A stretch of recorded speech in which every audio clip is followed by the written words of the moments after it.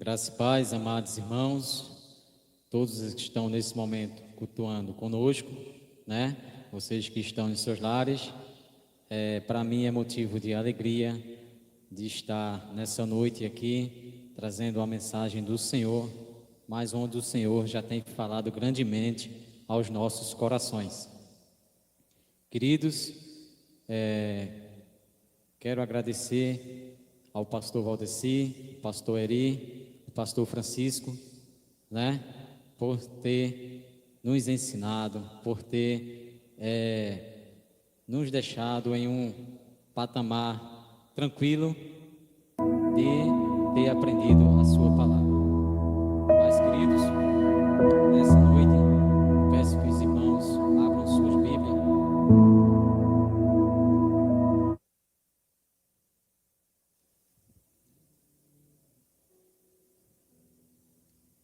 Que se encontra o texto bíblico em 1 Timóteo, capítulo 4,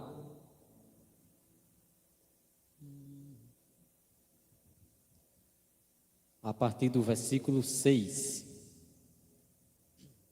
1 Timóteo, capítulo 4, a partir do verso 6, que diz assim a palavra: Expondo estas coisas aos irmãos, serás bom ministro de Cristo Jesus, alimentado com as palavras da fé e da boa doutrina que tens seguido.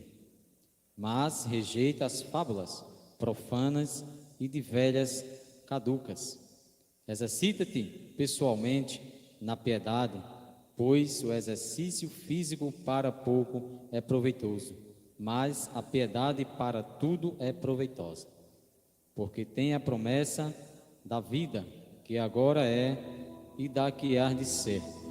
Fiel é esta palavra e digna de inteira aceitação. Ora, é para esse fim que labutamos e nos esforçamos sobremodo, porquanto temos posto a nossa esperança no Deus vivo, Salvador de todos os homens, especialmente dos fiéis. Ordena e ensina estas coisas.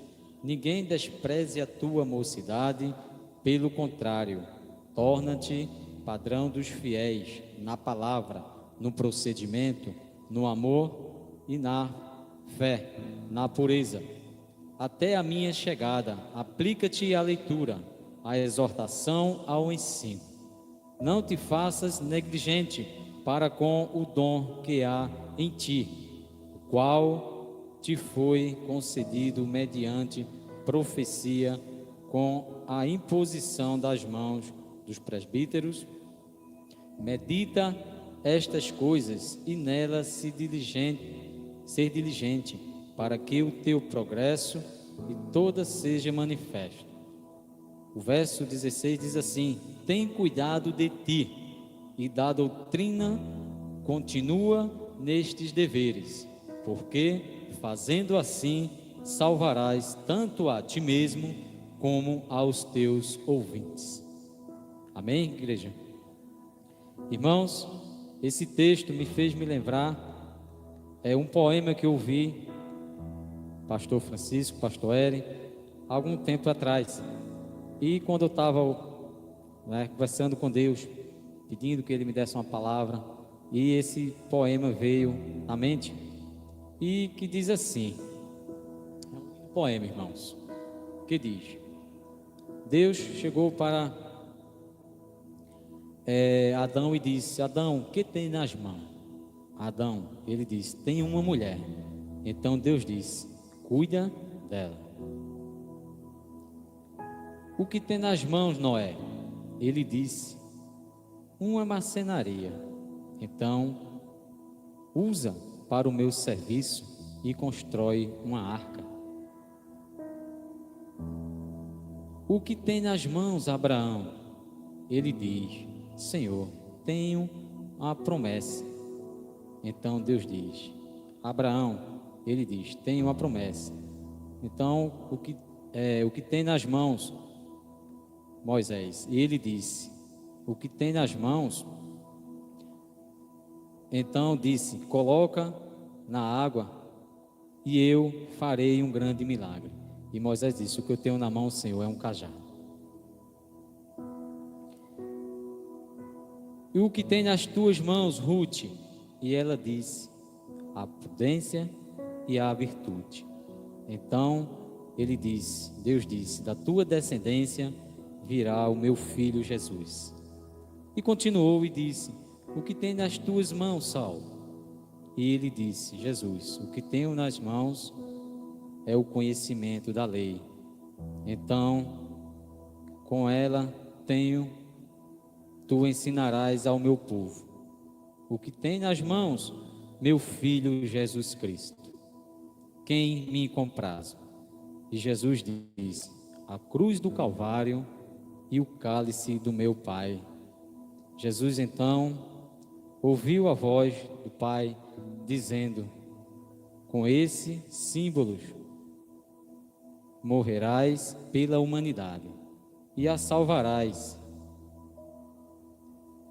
E, irmãos, nessa noite eu também faço menção dessa palavra e pergunto aos pastores, pastor Valdeci, pastor Francisco, pastor Eri: o que vocês têm nas mãos para o chamado do Senhor? Né? Isso vocês respondem a Deus. Mas, queridos, hoje, como se comemora hoje o dia dos pastores, nós não poderíamos deixar também de agradecer a esses varões, né? Então, de parabéns por mais esse dia, e que não seja, irmãos, só esse dia, mas que seja todos os dias. Não adianta hoje eu dar os parabéns aos pastores, fazer meu pastor feliz, e amanhã, e em seguida, e meses, fazer meu pastor triste. Então, que amor é esse, né? Queridos, esse texto, ele me lembra também quando já foi falado aqui em chamado. E eu estava me lembrando que o pastor Valdeci, quando conversou uma vez comigo, do chamado dele para o Evangelho de Cristo. E ele estando ali naquela cidade, Deus chegou, falou com ele e disse: pastor Valdeci, o que tu tens nas mãos? E o pastor: o que eu tenho é um violão e uma motozinha aqui fumaçando. Isso é apenas isso que eu quero. E você sai da tua terra aqui e vai lá para Bom Jardim, porque lá irás fazer uma grande nação. E a gente vê, queridos, e tem acompanhado o trabalho pelo qual o pastor Valdeci tem feito e está fazendo aqui nesta cidade. Irmãos, não é fácil, irmão Giovanni, o pastor chegar em uma igreja e encontrar apenas 12 membros. Não é fácil. Você chegar, Deus chegar para você e mandar você ir para aquele lugar. Quando você chega lá, pastor Francisco, você pensar que vai receber uma igreja cheia de membros, você encontra uma igreja com 12 membros apenas. E antes do pastor Valdeci, passou outros pastores, e não conseguiram ficar, não conseguiram reverter o quadro, onde o pastor Valdeci chegou. Aí é onde entra o chamado. Aí é onde entra o chamado pastoral.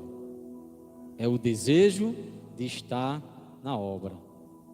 É o desejo de estar pregando o evangelho genuíno de Cristo. Irmãos, você vê o pastor hoje aqui no púlpito, de terno, gravata, estaciona seu carro ali na frente. Muitos o criticam, mas não sabem, Giovanni, o que ele tem passado. Não sabem, né? Hoje você chegar a ver ele ali todo, né, pastor? Nossa, o pastor Valdeci, ó, aí, tá vendo aí? É um homem que está aí, ó, tem carro, tem, mas você não tem acompanhado esse homem pagar o preço. Você não tem acompanhado, pastor, esse homem vivendo o verdadeiro evangelho de Cristo. Quando ele começa a falar, eu começo a pensar, eu digo, meu Deus, como o pastor Valdeci sofreu. Mas não sofreu sofreu por Cristo, por amor ao Evangelho de Cristo. Queridos, o pastor Valdeci, ele não veio para aqui atrás de títulos, glamour. Não. Talvez isso nem passe pela cabeça dele. Talvez isso não passe pela cabeça dele. O desejo do pastor Valdeci e do pastor Francisco e do pastor Eri, irmãos, é de pregar o Evangelho. É de que você que está aqui hoje cultuando conosco seja salvo. O desejo do pastor é esse, que nós sejamos salvos, né? Ele tem uma visão ali onde se encontra no texto de Colossenses 3, no verso 2, que pensais nas coisas do alto.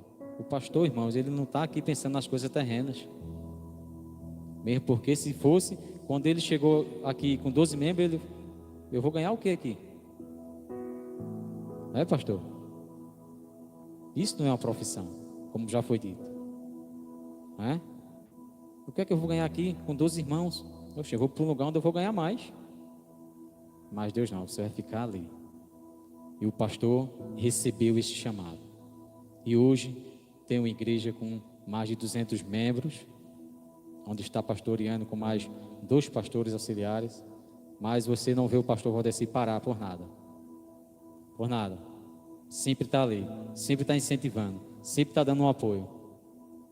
E a gente fica imaginando, irmãos, como foi difícil o que ele tem passado. Como foi difícil. As lutas, as batalhas. Quando ele começa a falar que ia para Machados, que ia para outra cidade, em cima de uma moto, se quebrava, vinha empurrando, debaixo de chuva. E muitas vezes isso não vem na mente dos irmãos. Mas vê quando o pastor chega, com todo o seu trabalho, com todo o seu esforço, chega com um carrinho ou com uma moto, e as pessoas começam a criticar. Mas isso nunca desanimou o pastor Valdeci, né? Assim como também na época de Jesus. Jesus foi criticado, Giovanni, mas Jesus nunca parou de fazer milagre. Por mais que ele fosse criticado, por mais que ele fosse ali blasfemado, mas ele nunca deixou de fazer os seus milagres. Ele nunca deixou de praticar o que ele veio realmente fazer na terra, de cumprir o chamado do Pai. Queridos, outro texto que me chama muita atenção se encontra em João, no capítulo 15, aliás, no capítulo 21, a partir do verso 15, que diz assim: depois de terem comido, perguntou Jesus a Simão Pedro: Simão, filho de João, ama-me mais do que estes outros? Ele respondeu: sim, Senhor, tu sabes que te amo. Ele lhe disse: apacenta os meus cordeiros. Tornou a perguntar-lhes pela segunda vez: Simão, filho de João, tu me amas? Ele lhe respondeu: sim, Senhor, tu sabes que eu te amo. Disse-lhe Jesus: pastoreia as minhas ovelhas. E pela terceira vez Jesus lhe perguntou: Simão, filho de João, tu me amas? Pedro entristeceu-se por ele ter dito pela terceira vez: tu me amas? E ele respondeu-lhe: Senhor, tu sabes todas as coisas, tu sabes que eu te amo. Jesus lhe disse: apacenta minhas ovelhas. Você veja, irmão, essa palavra de Jesus com Pedro, onde ele já tinha negado a Cristo. Mas Pedro, irmãos, ali ele fala, mas ele não estava ali, Giovanni, sentindo o que Deus estava ali sendo onisciente na vida dele. O tamanho, irmã Maria de Fátima, da onisciência de Deus. Antes de Pedro responder, Jesus já sabia o que estava no coração dele. E Jesus faz essa pergunta por 3 vezes: apacenta minhas ovelhas. E hoje, querido, o dever dos pastores é apacentar as ovelhas.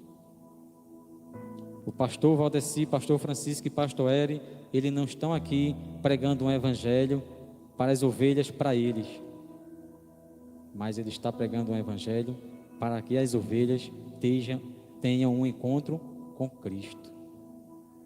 Não é para ter um encontro com eles, mas é para ter um encontro com Cristo. Vocês entenderam o tamanho da responsabilidade que um pastor tem? Será que é fácil, Rodrigo, ser pastor? Não é fácil, irmãos. Vocês já imaginaram quantas vezes os pastores recebem ligações, tarde da noite? Pastor, não tem hora para atender o telefone. Chega, atende. Diga, meu irmão, pastor, estou passando por um problema difícil no casamento. Acabou-se. O pastor não consegue mais dormir. Duvido o pastor dizer que vai dormir depois de uma situação dessa. Pastor, o que aconteceu? Meu filho, aconteceu isso e isso. Pastor também. E essas coisinhas só chegam para o pastor, né? A gente sempre ouve os pastores falando. Você imagina hoje quantos pastores hoje estão, esses os irmãos que estão hoje aqui cultuando conosco. Imagine quantos pastores hoje estão tomando medicamento fortíssimo para poder dormir, para poder controlar o sistema nervoso. Imagine. Vocês imaginem, irmãos. Chegar e criticar é fácil. Chegar e falar isso e aquilo é fácil. Mas viver o chamado que o verdadeiro servo do Senhor tem. Sabendo ele que não foi chamado por homens, mas foi chamado por Deus. E quando Deus chama, Ele prova. E aí você tem que segurar as provas. Porque Deus, irmãos, Ele não dá aquilo que você não consegue suportar. Ele só vai dar aquela carga que você pode suportar. Mas muitas vezes você acha difícil. Meu Deus, eu não consigo. Eu não consigo. Eu não vou conseguir. Mas o Senhor diz: permanece, continua, continua, continua até o fim. Continua, vai batalhando, vai lutando. Não desiste. Não desiste. Porque aquele que permanecer até o fim será salvo. Então, meu irmão, se você não permanecer até o fim, você não vai ter a sua salvação. Que venham as críticas, que venham as fofocas, que venham, mas não tema, porque Deus está contigo. Deus está contigo, né? Nós temos que primeiramente buscar o reino de Deus e a sua justiça. Primeiramente o reino de Deus e sua justiça. É isso que nós temos que buscar como servo do Senhor. Mas, irmãos, continuando aqui, um texto também que se encontra em 2 Coríntios, no capítulo 13 e no versículo 8, que é muito conhecido pela amada igreja. É um texto onde diz: porque nada podemos contra a verdade, senão a favor da própria verdade.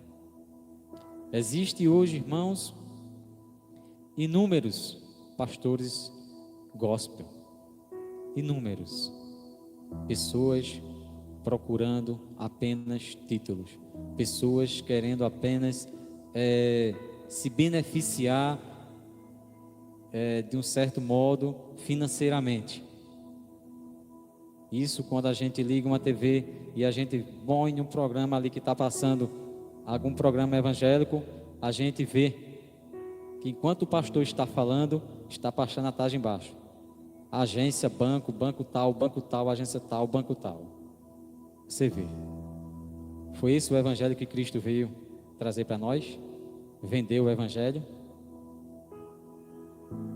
Mas aqui, irmãos, eu posso confirmar aos amados: nunca ouvi no púlpito, nunca ouvi aqui os pastores falar número de conta de igreja, que o irmão tem que depositar, que o irmão tem que fazer isso. A não ser que o irmão não veja que a igreja precisa e necessita, né? Mas a gente vê isso nas televisões e muitos são enganados, iludidos, muitos, porque, irmãos, estão ouvindo o evangelho de Cristo distorcido. Mas aqui eu garanto a você, meu amado, minha amada, que está aos ouvidos nessa noite, aqui o evangelho ele é verdadeiro, porque nada podemos contra a verdade senão a favor da própria verdade. Esse é o que nós ouvimos aqui na Igreja Batista. Esse é o evangelho de Cristo. pastores inspirados por Deus, onde prega verdadeiramente o Evangelho de Cristo. Você que hoje ainda não tem uma igreja para congregar, procure a igreja mais próxima da sua casa, mas com cuidado, porque vá para uma igreja que pregue realmente a palavra de Deus. Quer ser salvo? Vá para uma igreja que pregue a palavra de Deus. Procure aquelas pessoas que são inspiradas por Deus para pregar o Evangelho. Irmãos, não é fácil viver numa vida pastoral. Não é fácil. Eu tenho acompanhado as lutas dos pastores e eu vejo. Não é fácil. Mas eles estão perseverando. E eles estão trazendo o Evangelho de Cristo. Não é? Aqui ainda é tranquilo para você pregar um Evangelho. Você imagine aqueles pastores missionários que estão ali sendo enviados a lugares onde as palavras ali são de difícil acesso. Imagine, nesse momento aqui, estou pregando o Evangelho de Cristo, mas eu sei que tem pastores nesse momento presos dentro de contêineres. Presos. Pastores sendo perseguidos nesse momento, por estar pregando o Evangelho de Cristo, por amor de mais uma alma, dando sua vida por mais uma alma, que precisa ser alcançada pelo Evangelho. Por isso que Jesus diz, vai até os confins do mundo. E esse trabalho não é só dos pastores, mas também nós como membros. Não é? Como é que eu sei que Deus é tão bom, que Deus é tão maravilhoso, que só Ele pode dar a minha salvação e eu não posso, não quero pregar o Evangelho para o meu colega que está do meu lado e que ele seja salvo comigo? Isso é hipocrisia. Eu tenho que pregar o Evangelho para ele, meu irmão.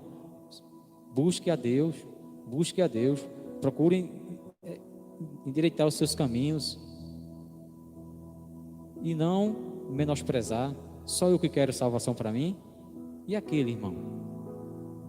E muitas vezes, pastor Francisco, a gente somos egoístas por não pregar o Evangelho de Cristo. E uma forma melhor ainda é de pregarmos o Evangelho com a nossa vida.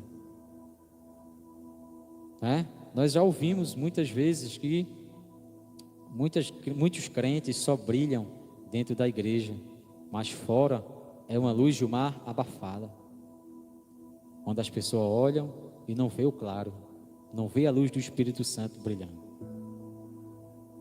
Então, irmãos, que devemos ter esse cuidado, devemos ter esse zelo pelo Evangelho do Senhor, e que devemos a cada dia buscar viver o Evangelho de Cristo de forma que agrade o coração do Senhor. O texto que se encontra em 2 Crônicas, no capítulo 15, o verso 17, diz assim para os membros e pastores: mas sejam fortes e não desanimem, pois o trabalho de vocês será recompensado. Mas essa recompensa é aqui na terra, irmão, porque eu já trabalho há tanto tempo na obra e eu não vejo recompensa. A recompensa é com Deus, meu irmão. Deus que vai lhe recompensar, né? O Deuteronômio capítulo 1, verso 11 diz que o Senhor, o Deus dos seus antepassados, os multiplique 1000 vezes mais e os abençoe conforme prometeu a vocês, pastores. Todas estas bênçãos virão sobre vocês, e se encontra em Deuteronômio 28, 2. Todas estas bênçãos virão sobre vocês e os acompanharão, se vocês obedecerem ao Senhor, o seu Deus. Todas essas bênçãos virão sobre vocês, se vocês obedecerem ao Senhor, o seu Deus.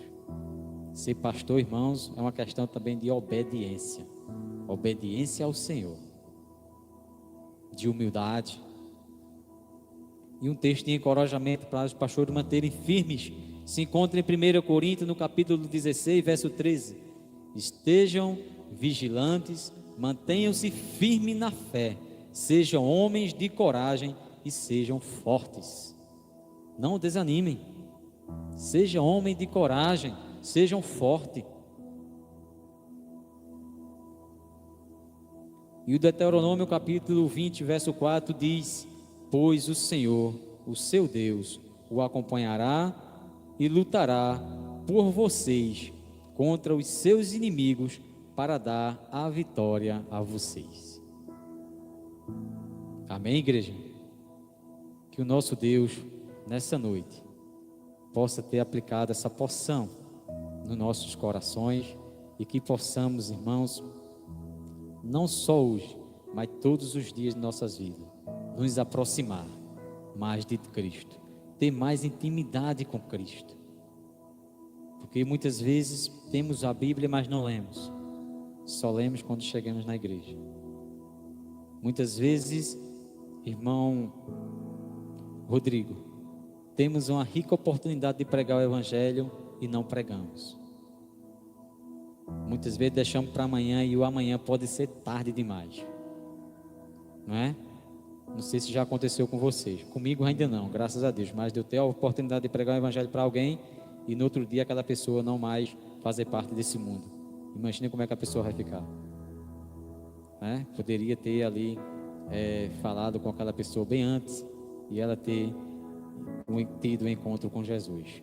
Mas que Deus nessa noite venha abençoar todos os pastores do mundo inteiro, os pastores da nossa igreja, que Deus venha poderosamente agir na vida de vocês, que Deus venha a cada dia encorajar vocês e que vocês possam pregar o Evangelho com esse amor, com esse desejo de que vocês estão pregando o Evangelho para os irmãos, não para que os irmãos busquem adorar vocês, mas que busquem adorar a Deus, que é o autor e consumador da nossa fé. Amém? Que nessa noite Deus possa nos abençoar grandemente e que tenhamos uma semana em paz na presença do Senhor Jesus.